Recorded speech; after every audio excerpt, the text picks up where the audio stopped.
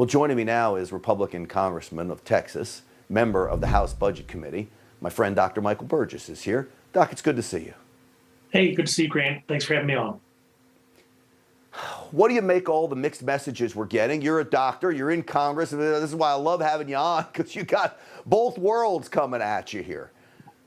Yeah, both worlds, aren't I lucky? But look, I think of where we were a year ago, and I was desperate for the work to be completed to get the vaccine available. And I'm so glad that it was.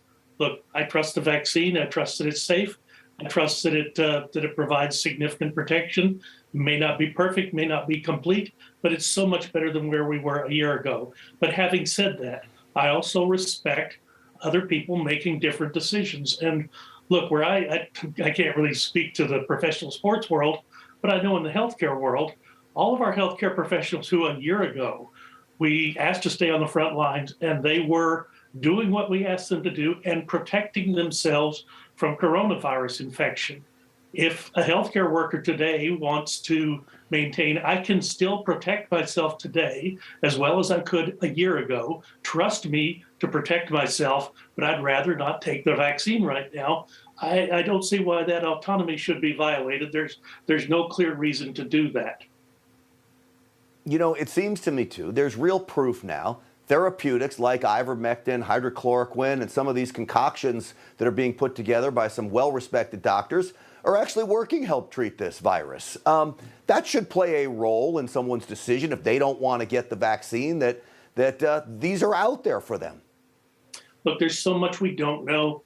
This virus has only been with us for less than 2 years, perhaps 2 years if you were in China, but less than 2 years in this country. And look, it's safe to say that the knowledge base is going to change again in the future. I mean, we learn more about this, fortunately, as we go along. And I encourage people in the agencies and people in the public health community, be careful about making just absolutely declarative statements. It's going to appear that you're moving the goalpost later on if you have to revise that. And that's what's making people nervous. Look, there are a lot of people who are really worried and justifiably frightened of this virus. And I get that. They have medical conditions that mean they should be. But we're not helping anything by continually changing the set of facts that we're accepting as the gold standard. Look, admit it when you don't know everything. And that's what I've encouraged some of the folks in the agency. Don't act like a know-it-all when you go on TV. And then, Grant, here's the other thing, and this is really what's key. People should not get their medical information from cable TV or their member of Congress. They should talk to their doctor.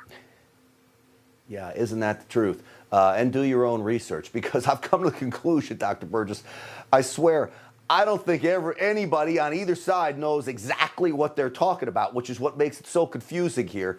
But Lord knows we are making progress. Congressman Michael Burgess, thank you for coming on tonight. I appreciate you. Thank you. All right.